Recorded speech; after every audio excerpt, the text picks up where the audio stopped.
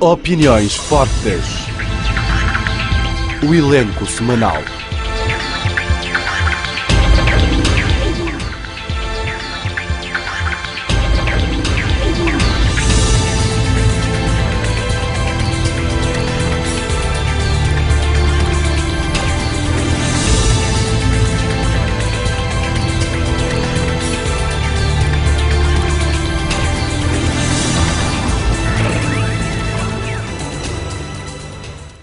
Senhores telespectadores, muito boa noite.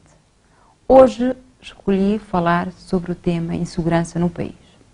Começo por comentar a frase do Sr. Primeiro-Ministro do dia 3 passado, onde diz que a sociedade cabo-verdiana sempre foi violenta, ou seja, somos todos violentos por natureza.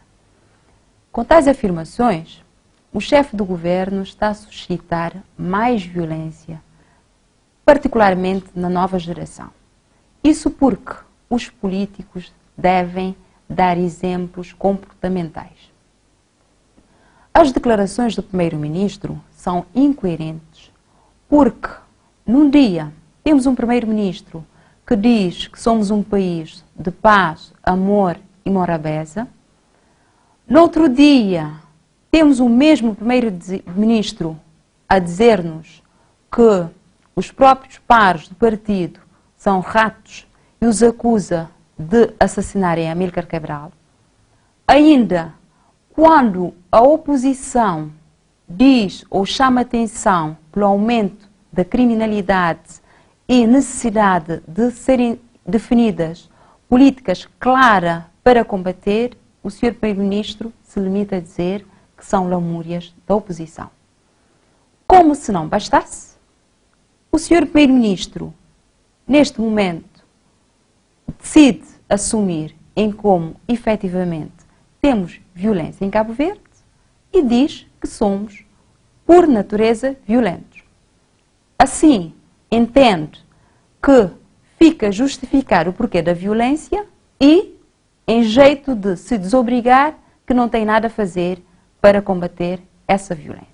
Estudos recentes nos colocam no ranking de 60 países mais violentos do mundo. Há um cientista político e um psicólogo criminologista, ambos norte-americanos, que publicaram um estudo nos anos 80, quando Nova Iorque se deparava com índice de criminalidade muito elevado, e nesse estudo se estabelecia uma relação de causalidade entre a desordem e a criminalidade.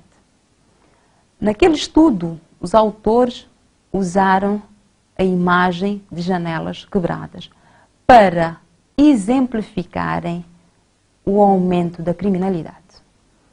Disseram, nesse exemplo, em como, por exemplo, se num bairro alguém partir o vidro de uma janela e ninguém consertar ou substituir esse vidro, que a tendência é do próximo que passar a tirar uma outra pedra para partir a outra janela que está intacta.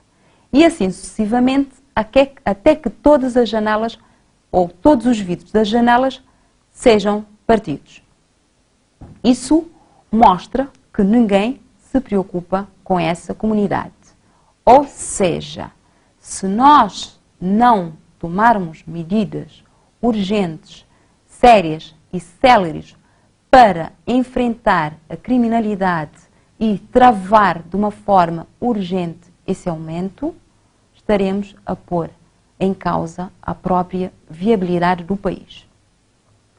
Creio que há uma necessidade de se envolver a polícia nesse combate à criminalidade. Por exemplo, na nossa sociedade, nós temos a polícia e a comunidade de costas viradas. E há uma necessidade de se inverter o sentido deste entendimento. Uma das formas de combater a criminalidade é fazer com que a polícia faça parte da comunidade, se integrando a comunidade.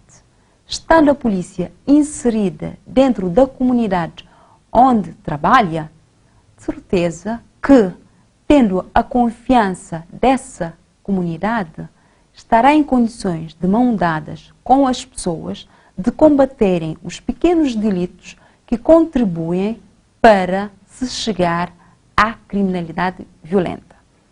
Estando a polícia em interação com a comunidade e havendo uma confiança mútua, por exemplo, se alguém tentar imiscuir nessa comunidade com algum crime, a polícia e a comunidade neutralizam essa pessoa.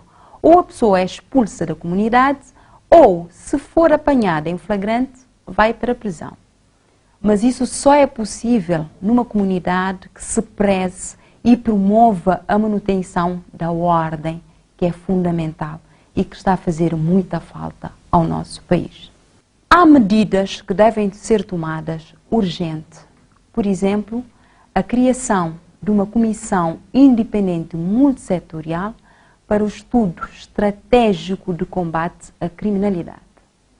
Também combate-se a criminalidade com qualidade de vida, com políticas claras, sérias, de implementação acompanhada e avaliada ao longo do tempo com as correções necessárias e com metas bem definidas.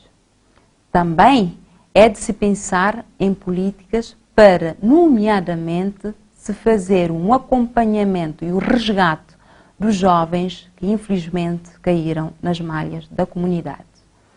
E a tudo isso haverá uma necessidade de se criar a viabilidade económica, permitindo às famílias terem acesso ao trabalho, terem acesso aos meios económicos para gerarem os seus próprios rendimentos. E também, com isso, estará-se a combater a cultura assistencialista que se teima em enraizar neste país, o que contribui para o nosso atraso económico. Se essas medidas forem de facto tomadas, nós acreditamos que nós estaremos a preservar, estaremos a salvar a instituição mais sagrada de uma comunidade, que é a instituição família, e acreditamos que, havendo paz, harmonia, estabilidade, segurança e independência económica, nós iremos chegar à segurança, à viabilidade e iremos combater, de facto, a criminalidade. Senhores telespectadores, fico por aqui. Conto convosco na próxima semana. Boa noite. Opiniões fortes. As opiniões fazem-se na TIVET.